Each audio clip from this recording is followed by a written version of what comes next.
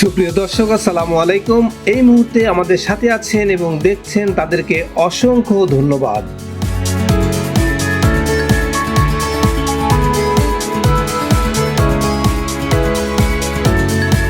সবুজের সমারোহে ভরা বাংলার মাঠ, যেখানে চোখ যায় সোনালী রঙের ধান বাতাসে দুলছে।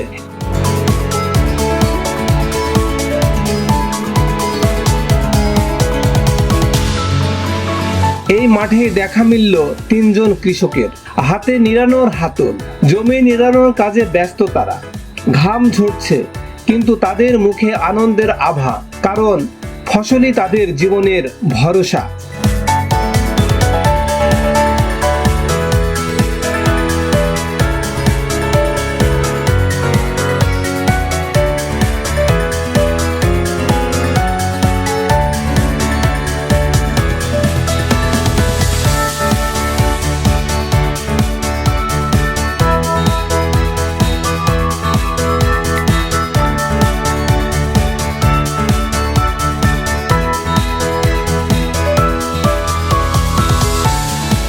তাদেরই একজন দীপক ধানের পাশাপাশি করেছেন বেগুনের চাষ। সারি সারি বেগুনের গাছ ইতিমধ্যেই ফুলে ফুলে ভরে উঠেছে।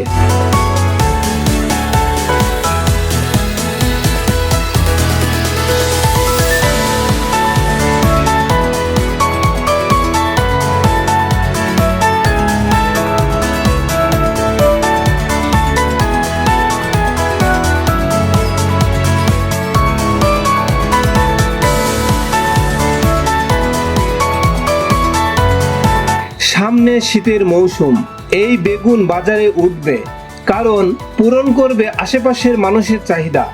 শুধু তাই নয়, গ্রামীণ অর্থনীতিতেও যোগ করবে নতুন মাত্রা।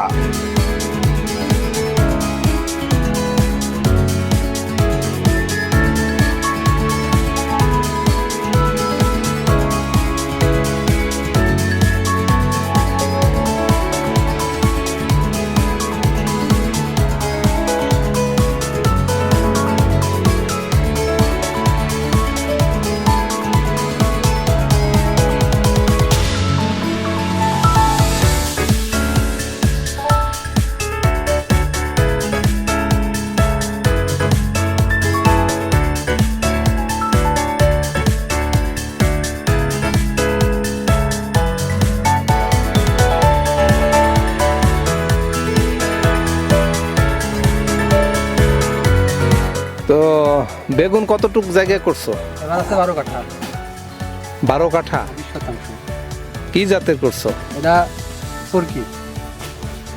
কি এই জাতটা কি বেশি ধরে? শীতকালীন আমাদের অঞ্চলে চলে বেশি এটা। আচ্ছা, এই বাগান তো আরো 1 মাস আগে লাগানো হয়েছে। হ্যাঁ, শীতের সবজি হিসাবে আগাম এটা লাগানো হয়েছে, মানে শীতকালের শুরুতেই এটার কি ফলন পাওয়া যাবে? এটা সামনের মাস থেকে ওঠা শুরু করবে। কিছু কিছু গাছ ফুল আসছে অলরেডি। তো আর কি আছে? এবার আর কিছু নাই, বৃষ্টি সব নষ্ট হয়ে গেছে, যার কারণে বেগুন এবার শুধু বেগুন। পেঁয়াজ রোপণ করবো, রসুন রোপণ করবো এই মাস পরে। ও, পেঁয়াজ রসুন হবে এই মাঠেই? এই মাঠেই হবে।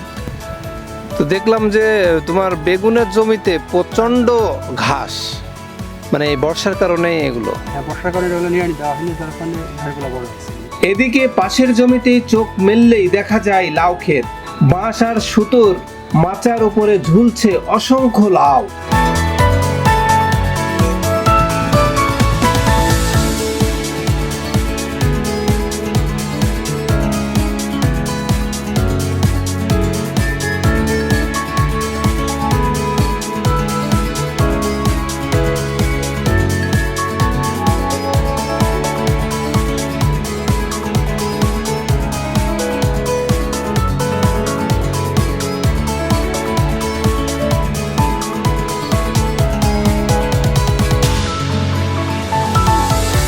প্রকৃতির আশীর্বাদে বেড়ে ওঠা এসব লাউ কৃষকের পরিশ্রমকে করে তুলেছে সার্থক।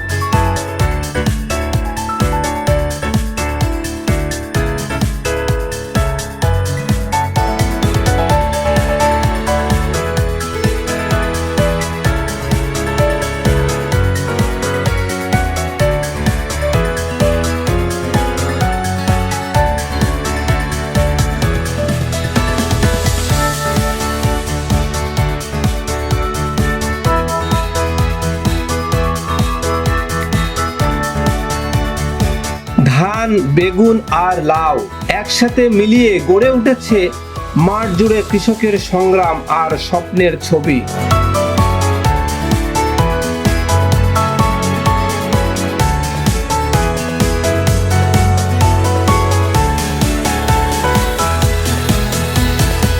পরিশ্রমী কৃষকের হাতেই বোনা হচ্ছে আগামী দিনের খাদ্য নিরাপত্তা। এই চিত্র শুধু একখণ্ড মাঠের নয়, এ যেন বাংলাদেশের কৃষকের গল্প। তাদের ঘাম, পরিশ্রম আর অধ্যবসায়ে ভরে উঠে আমাদের খাবারের ঝুড়ি, ভরে উঠে গ্রামের হাট বাজার।